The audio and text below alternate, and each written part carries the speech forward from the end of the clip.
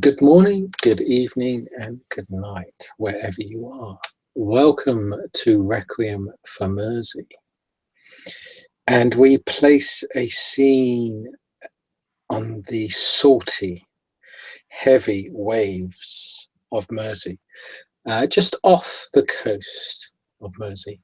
The waves are beating against a boat, a simple fisherman boat. We find these dimly lit lights shining across the sea coast and across the dark waters, and we see a simple character that is perhaps trying to deal with his new environment, his new circumstances, as this boat is heaving back and forth against the waves that are hitting the boat, pushing it from side to side. Any normal person would feel quite seasick, but of course this undead individual perhaps is more immune to such things.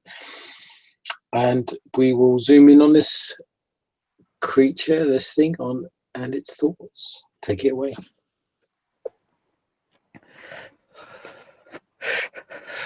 All pretenses of whatever character I had put on to get to this point, to deal with whatever happened, is gone now. There's like the ghost of a teeth chattering. It was almost trying, like the faint memory of Gooseflesh, as he's trying to keep himself warm, and yet he's been cold on the inside for quite a while, quite longer before he got onto this boat. Those boyish curling locks that had been slicked back earlier, like damp and thick against his skull as the waves and mist crash around him. Just thinking back to the bar, thinking back, the only reason he's out there is because he's absolutely afraid of being smashed, just like completely smashed in half. He saw the way that table was broken in half by the Skinner. He didn't realize how horrifying he really was up front, despite the way he had kept himself composed during that whole event. Inside, he was really horrified, absolutely horrified. And even now, as he's on this boat, thinking back, what were the events that got him to this boat? He tries to remember. He remembers walking down the stairs, taking the role of a doctor. He had never played a doctor before, but he always thought of doing a Russian one. He thought maybe that would be the more distance he could take from himself, the better, he thought, to try and deal with the situation. Maybe that worked to a degree, but he's trying to put the pieces together, exactly what happens. He remembers walking down and that sense of foreboding down the cellar doors, and a smell coming up, a smell almost seemed too sweet. And then there's almost like a blur, like a limb hanging out of some cloth. No, a skirt maybe. Those blur over, and then suddenly the thing he see a smile. For some reason, like a big giant red smile seems to stick in his mind for a moment, and he sure shakes his head at that. And then the next moment, suddenly there's a saw in his hand, and like sterilized gloves covered in red. No, it couldn't be blood. It couldn't be blood. And then suddenly there's a walking down a tunnel with the heavy weight of trash bags in his hands, and yet he's carrying them with a lot less difficulty than he would have thought, despite the number of them, and the sound of a bell ringing, dung dung dung dung dung dung, and then the last clear moment of him sitting down, these trash bags at his feet, and the smell of the sea spray and everything like that, and them unmooring from there. He doesn't exactly remember everything that happened between, or how long it had barely been, really. But that's all he really remembers, and in some way he's thankful for the fact that maybe maybe this is almost over. Maybe somehow just he didn't have to see anything. He didn't have to do anything. Maybe this is all just a bad dream. But the cold reminds him that it's not. As you are dealing with these thoughts, as these memories rush against your mind, rush against you as harsh and as quickly as the salty sea which smashes against the boat. The weather has changed dramatically. It seems as if these calm seas have turned to quite a thunderous, quite a adventurous, a very, very, very, very aggressive storm. The boat is just dipping into the water and dipping out. You'd think it'd sink by now, but of course it's designed to keep afloat.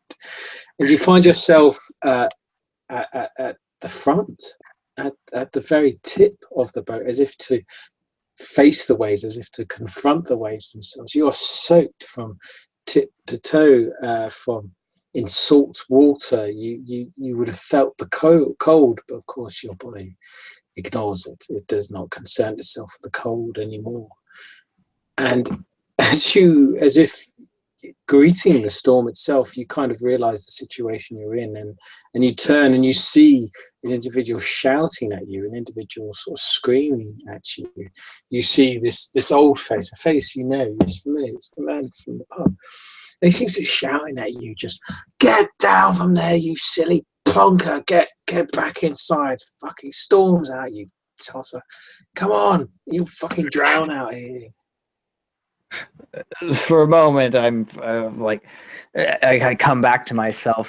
Oh, no, almost like as I look back at the raging sea, almost there's a moment where I'm almost like start thinking of the memory as one of these waves crest over, of how I remember how I used to surf on waves like these back on the coastline back home. How I might never know, but as another wave crashes against the boat and I lurch, almost losing my balance, and realize time to get down below. Not time to get lost in memory. Time to get below. Yeah, the old individual seems, again, he's covered in these sort of weatherproofing fisherman yellow sort of coats and gear. He escorts you past this sort of railing. He's holding onto the railing as he's kind of grabbing you and forcing you along, and sort of shoves you. You perhaps even fall down the stairs into the main part of the boat. He kind of closes a hatch or seal behind him that seals off in the water, and suddenly there's a bit of calm, a bit of quiet as the outside is kept from the inside. And he sort of takes off his hood and looks to you, just going, "What the fuck are you doing out there, crazy bastard? Been nothing but trouble since you've been on this bloody boat." I didn't think this night was going to go the way I thought it was. Oh. Well, that's what I said about 40 fucking years ago, and here I am. And he takes another sort of puff of a cigarette and sort of pushes you along. He gives off the impression of as if he expects better from you. He kind of pushes you aside, pushes you along. And as he pushes you along, he forces you into a room which is full of, because you have crafts, haven't you? So yeah. We'll simply say it's an automatic. I can't say it's not an automatic. It's like a fishing boat. You see cages, what you presume is like, cages, instruments, whatever, to deal with fish. But wait, this isn't. You wouldn't need this to deal with fish. You would need this to deal with small creatures. These are human-sized cages. These are human-sized hooks, claws, instruments, apparel, tables, and you see blood splattered on the floor. And of course, your kindred senses know that this not fish blood. It's not animal blood. This is human blood that is scattered across this boat. And you see him pulling the fag as if asking, "Look, give me back my fucking saw. What the hell are you doing with it anyway?" And you see in your hand, you are carrying a bloody saw, an instrument that is blunt and worn. Oh, Sorry, I didn't. Here, I sort of like, I'm looking at it like first time seeing it. Like, maybe once again, another click in the head. It's like, oh, that wasn't a dream. And there's just this real turn in my own stomach of what did I do with this saw? And I know that blood. I know the blood around the place. I know the blood on that thing. I just know somehow. I just know it's not fish blood. It's not animal blood. It's human blood. Sorry. Here you go. I sort of hand him the saw, like not trying to look at it, and yet some part of me just sort of lingers on the blood on it a little too long. They sort of like. You, as you kind of deal with this, as you come to, you realize there are one or two other individuals on the boat. They don't seem to be acknowledging you. They seem to slightly ignore you. And this old boy looks to you as he takes the claw, the saw from you, and places it back down. And he just sort of again. He draws these deep breaths of this cigarette, this fag, in his mouth, blows out the smoke in the air in front of you, and he says, "I don't get you, boy. You're really up for it one minute, and then you're pale in the face as if like a virgin on his prom night." Well, maybe it would surprise you, but I wasn't exactly the one that everyone wanted to go to prom with, at least first.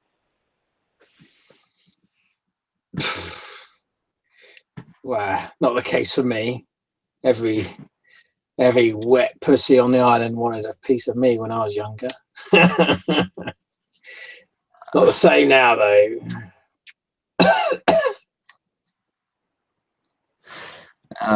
And there's just this sort of like, oh God, and just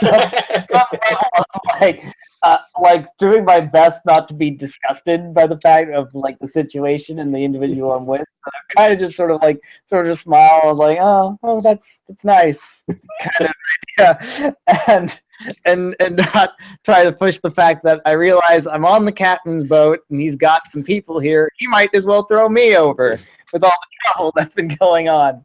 So I best to play it nice. Yeah, I could imagine. He as he says this again, he looks at you and he hands you like a hook, a wooden sort of to fit in your palm, to fit in your hand with this large hook. And he goes, right, fetch the last one. You've already dealt with two, but you might as well finish it off. It's just at the back. Go on, drag it up here. Oh, okay. And that's the thing, I'm confused. It's like, what do you mean I dealt with two already? I don't remember that. And I'm like, okay. In the back, right. All right. So I walk to the back with this hook, and I'm looking at the hook for a moment, like seeing, I don't know, it definitely doesn't look like it's brand spanking new. This thing looks old, I'm certain. It is very old and very rusted red. And there's only three guesses what red rust means. Well, yeah, not a scientist here, but yes, you can definitely guess. You can smell, you can taste it. You know, for some reason, you just know it's human. It's human blood. Old, very old. That's the worst part of this whole thing is just like somehow knowing and just somehow not necessarily not being bothered by it. What really bothers me is me not being bothered by it. That's the thing that really bothers me the most. Not being bothered by the scent of blood, by the smell of it, but almost fascinated with it. But I walk back there with this hook. And as you proceed back, you see a sort of again, it's done up to be kind of this sort of fishing enterprise, a below deck where it's like a little warehouse where it's stored. You store the fish and you place the fish, but it's been sort of altered and changed to store larger creatures, more complex creatures. Again, you can only assume are human.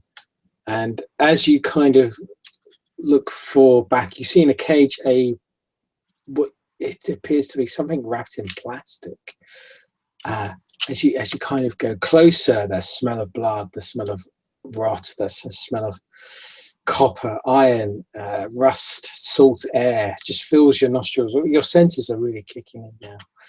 And as you get closer, you just see this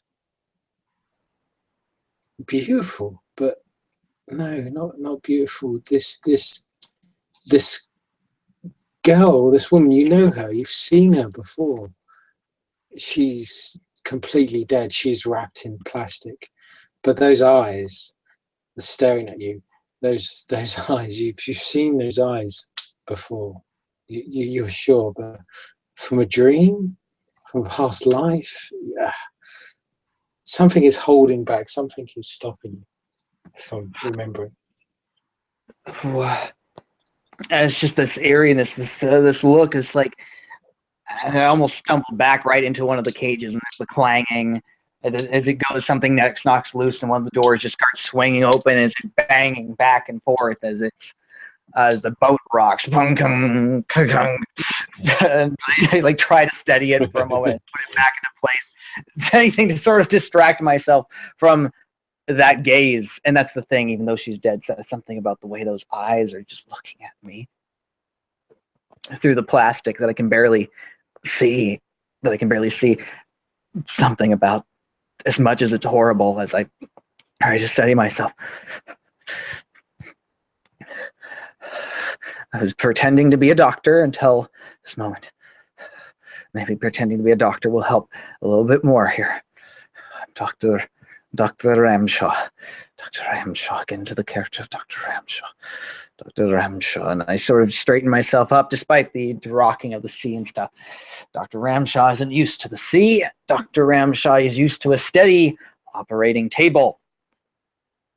So I sort of start muttering under my breath in the thick Russian accent. Actually, really good Russian accent, not the horribleness of my own attempting to do it. Actually, like actual Russian.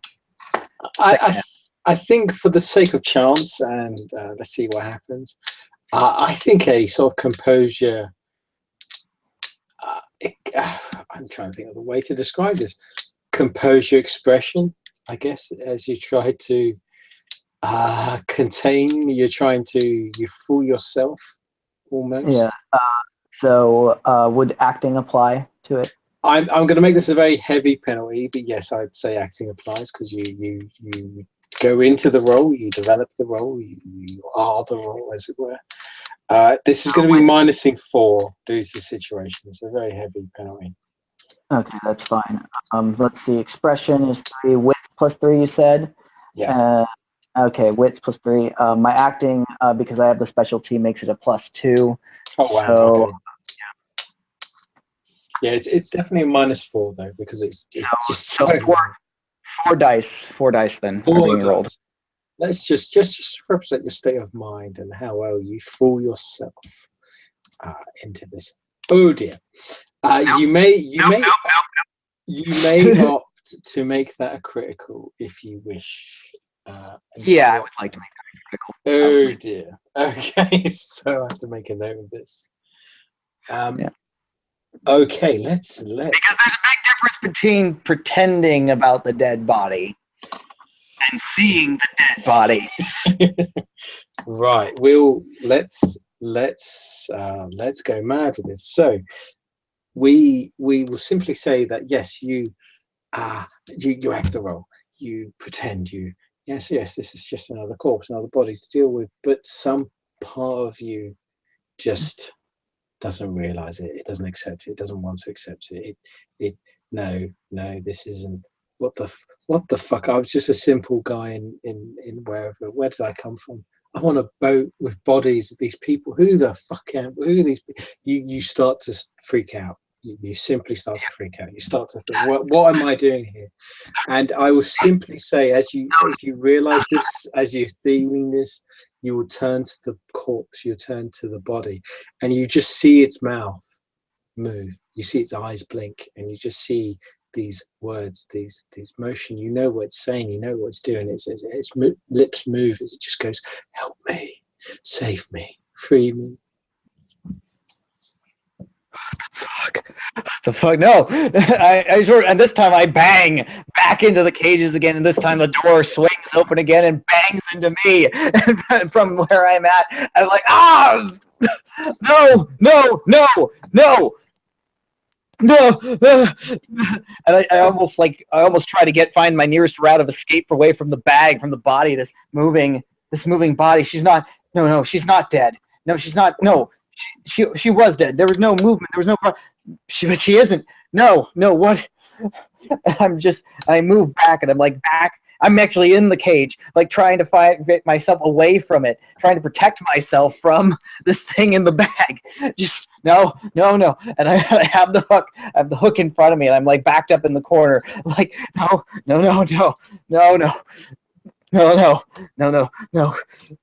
What am I doing? This isn't. Oh God. Oh God.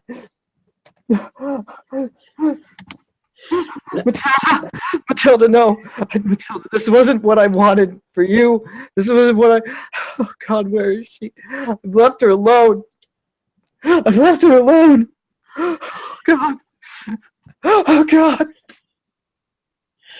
As these thoughts are rushing through your mind, and as this panic, and as you literally close yourself in a cage as if to stop. It's instinctive, as if you're protecting yourself or others. Everyone around you just seems to be freaking out, as if, what the fuck, what's going on, as you're screaming and shouting at this lifeless corpse. And as you're in the cage, you hear in the back of your mind, it's a voice you're so familiar with. It's a voice it's always been there, you always recognize, and it's that simple tone, that simple sort of a sound of just and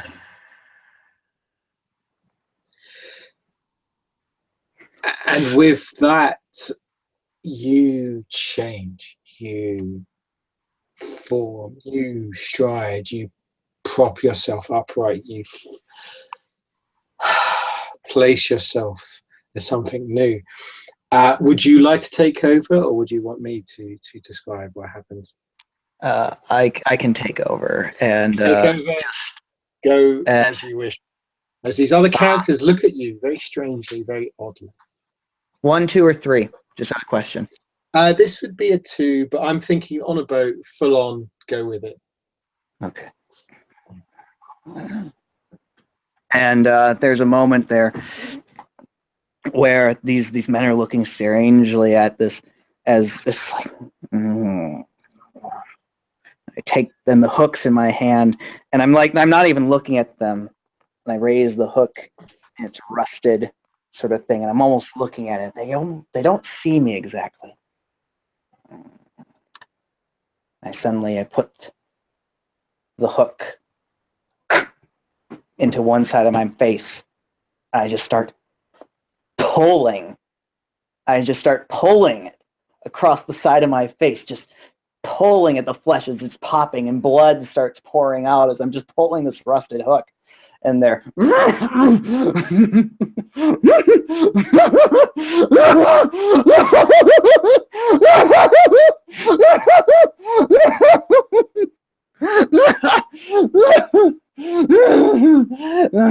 I pull it to the other side, and I just start pulling again.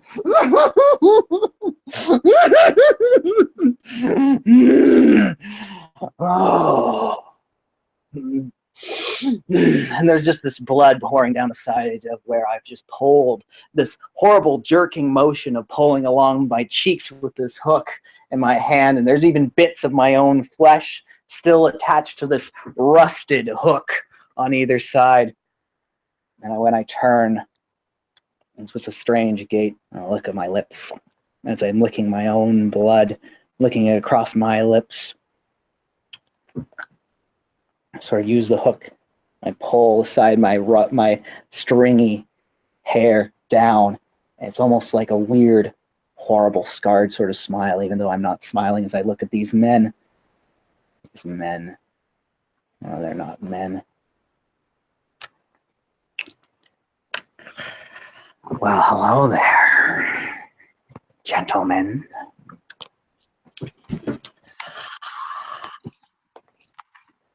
Fancy seeing us all here, shipmates. Now here's a question I have for you. I see the candlestick maker, and I see the baker as I push to one and the other, and I go, there's a problem here.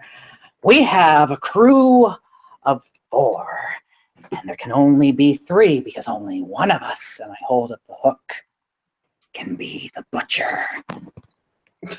So, gentlemen, which one of us is it going to be? Who's going to be the butcher of this merry crew, of this tub in the sea? Come on! Which one of you? The crew look to each other as you do this, as you perform this, and they've seen things, they've done things in their life, but they are pushed back, and it's your beast, your essence, the very thing that you are. They can't help but take their eyes off you, but at the same time they're terrified. There's a large individual that is kind of in the corner of the room, as if to kind of grab an instrument or to raise his hand to grab something. Another older boy is on the other side. He simply looks to old Joe as if to confirm something, as if to ask or try and signal something. And old Joe himself is looking at you. He's less afraid, but still, you can tell, you can sense the fear. But you recognize that perhaps he's seen something like this before. Perhaps he's seen or has dealt with something like this before. And again, he pulls that long drag of a cigarette in a very confident manner. He seems to be your biggest threat. I think we have ourselves a butcher. And I use the blood to move so fast, so quickly, right behind him, as I pull the hook right up to the side of his cheek, as I'm having my hand right around his neck here, keeping him held and keeping him like almost like a body shield between me and the other one. So fast that they like the eye can barely follow. Oh, as I'm holding the old man here with the hook right in his mouth, right in there, as he's holding the cigarette like barely limp in there. It's like, oh, and I'm holding it right there to him, to the other people. I wouldn't do that if I were you. The old boy just simply, again, you've moved so quickly and you've spent the blood point. He's just hilarious. Zoom, you've gone right behind him before you can even see it happen, and he's literally just gone suddenly, as if, and you can tell he's about to kind of grab a stake, a wooden implement they had on him at the time. His hand is on it, but as you've got the hook in his mouth and in his face, he kind of relaxes and let loose. And just sort of, oh, fuck do you want, you crazy bastard? I want to tell you how I got these scars. See, and there's a sort of like aura that sort of pours out as the other men are about to like maybe do something or even think of something, but just something about the aura seems to mesmerize them as I got the hook in my mouth. I want to tell you about how I got these scars. You see, at camp, at summer camp, I used to love to go fishing. But I never could quite get those little worms on the hook. And I sort of give a small little tug with the hook in his mouth. Oh, that's not the sad part, no. Oh, see, these bullies used to pick on me at the camp, and they decided to show me how it was done. So they pulled me with their lines. They took me down to the dock, and then they stuck the hooks into my mouth like this. And give another tug. And then they threw me off of the dock and reeled me back in, just like a fish. And you know what I did then? I burned their cabin down. Well, they slept, and they roasted. And I never had problems with those little worms. And I pull out the hook just briefly again and pull it right into his neck. Oh yes, you cut clearly. Blood starts spilling forth. This individual tries to desperately to go at you, to stab at you. He does have some ability. He seems quite quick and strong and powerful himself, but you override it. You overwhelm him and you put him down. You place him down. Do whatever you wish. I have like the hook right in his neck too. Oh yes, gurgling on it, and I look at the other gentleman as I'm holding his flop, like his body gurgling there, and it's just flopping on his ears. Oh, I wonder if I could win the prize with this one. What do you think about that? At the fair, you think I could get a good price? And I just lift the body up, the hook right to the face of the boy. I'm gonna roll two chance dice here whether they fucking stay on the boat. So pluses they stay on the boat. Yeah. 1 + 1 negative. So yeah, the older boy, the older sort of gentleman, just simply looks to you and just goes, "Fuck, it's not worth this much money," and he just simply runs out and jumps overboard into the seas. You hear his cries and the splash sound. But the stronger individual, the tough individual, sort of looks to you as if, "Oh, you can't do that. Oh God, what have you done? Oh fuck!" And he grabs an instrument, a bloody sort of knife or whatever, and he comes at you. He sort of charges at you. Now we're talking. And let's see here. And using the hook with the man on the hook. You know what they say about fish? That sometimes you just have to cast them back out. And I just throw the man with the hook and all right at the charging individual. Oh yes, this individual is so shocked and confused as to what's going on. He was just speaking to you a few moments ago, and you switched, and yeah, you thrown this individual, and I think happily we could just view the scene of the boat and the sounds and noises that are made outside the boat, of screams, of terror, of agony, of pain and misery that sort of swash up against the sea.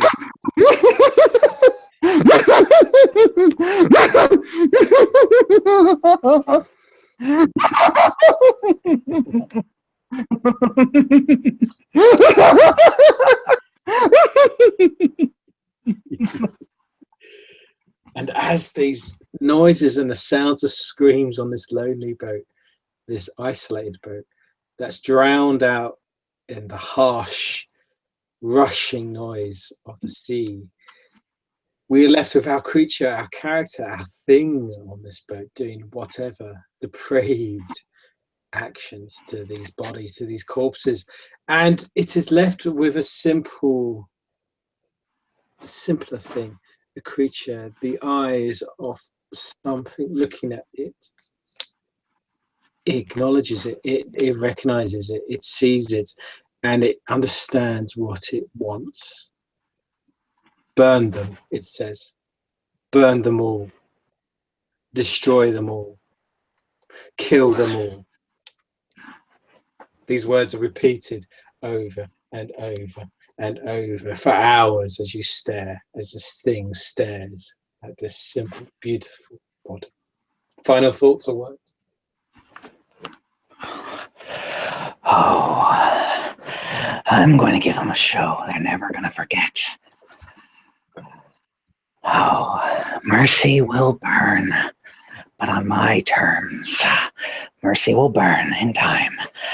I'm going to set fires, not just to buildings, but to spirits, to beings, to show them all the truth inside them, that we're all burning inside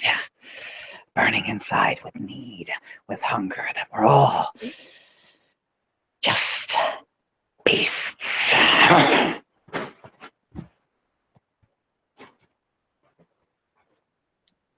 And with that, folks, we will happily end the scene. Thank you for watching. I hope you enjoyed the show.